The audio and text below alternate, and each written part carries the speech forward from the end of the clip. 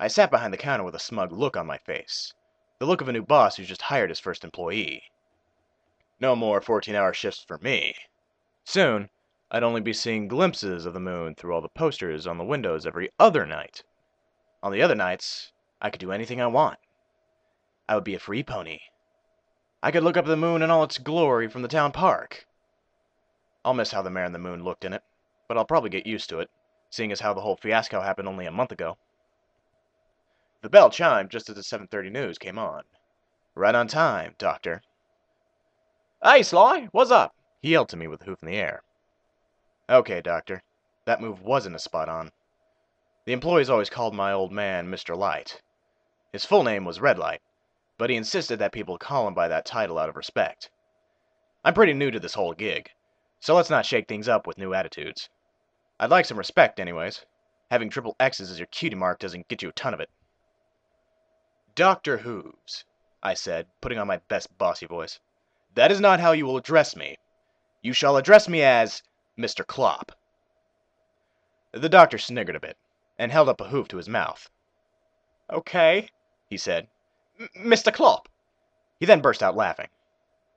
I sighed. Actually, yeah, you're right. Scratch that and just call me whatever. Coming from you, it sounds more like an insult. Maybe it'd be better if I just acted like myself, actually. Hooves walked up to the counter and sat down in the rotating chair. Yeah, Sly, just chill.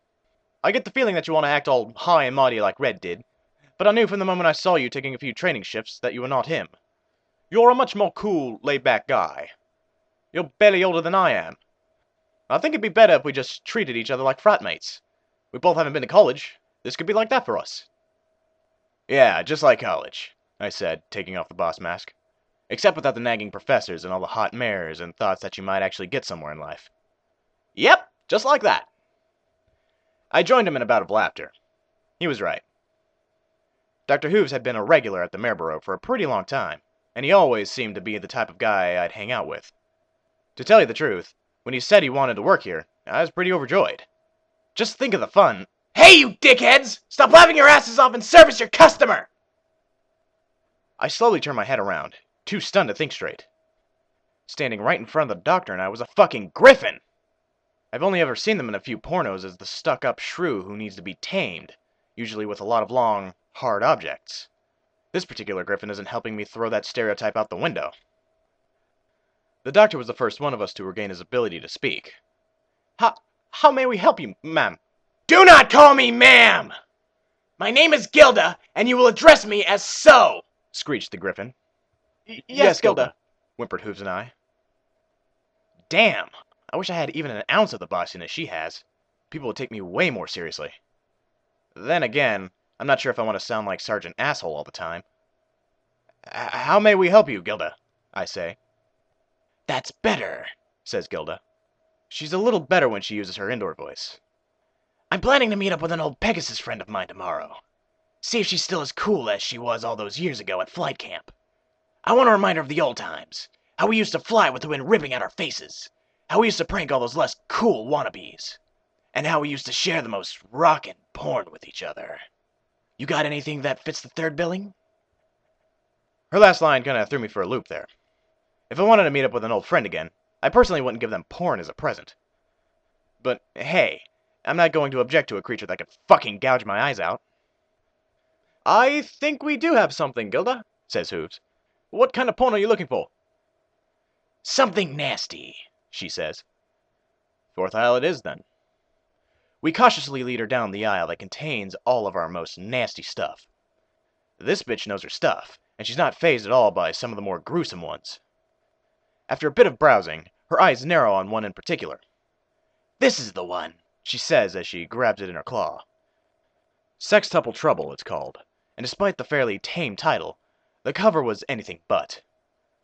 A feeble, lone Pegasus is in the center of the image, surrounded by 6 griffins who look as hungry as lions. A gang rape title if I ever saw one.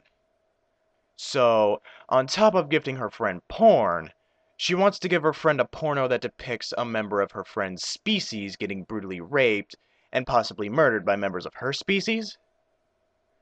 This friendship is fucked up. Someone needs to call the elements of harmony. We all walk back to the counter. the doctor and I not saying a single word about her decision. The doctor opens up the cash register.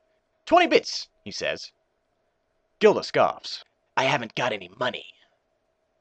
Well, that's a problem, says Hooves, who is still shaking a bit. No, it's not, says Gilda, because you two are going to conveniently remember that I could fucking eat your limbs whenever the hell I want! Is that clear? Yes, Gilda, we both say. Good. I will now bid you fools farewell. And just like that raging ball of Griffin was out of our lives. Hopefully forever. The doctor turned to me after a few moments of silence. Tell me, he said, do all of your customers threaten to kill you, and then steal your wares? No, I said. We both broke out into a bout of nervous laughter, and Celestia bless us, we didn't get a single other customer that night. It's a very good thing that was the last time either of us saw Gilda. Once was enough to scar us both for life, and we were lucky that our scars were not physical ones. As Hooves had proposed before Gilda came in, our time working together was sort of like being frat mates. We would go to bars together on some nights, stay at the shop watching movies on others, but most of the time he was just a colt I could count on to keep the shop running smoothly. Unfortunately, he was just a bit too confident in himself, and he put himself out of a job. I took a look at the clock. Still only 6:30.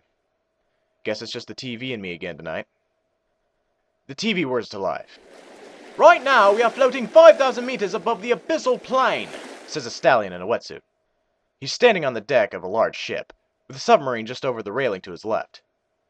His Trottingham accent is a bit grating on me. They do sound nice the first or second time you hear some pony with one narrating something, but does every single fucking host have to have one? It's like it's on their resume. And to get down there, we'll have to dive deep. The camera shifts focus towards the submarine.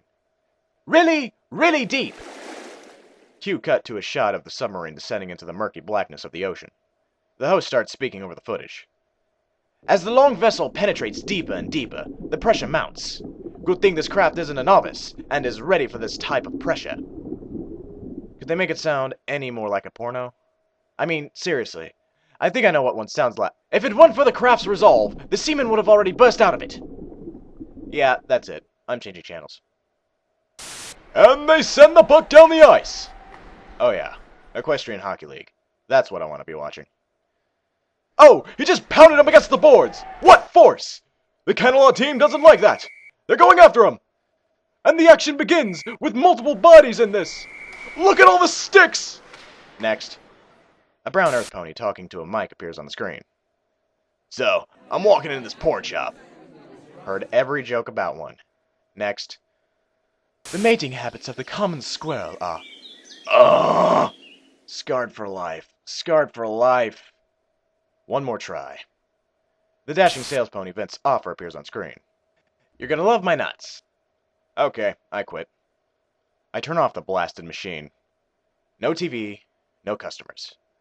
Well, at least I have Lyra's first aid to look forward to. And you know another thing I have to look forward to? That it's bound to be 1,000 times better than Hooves's.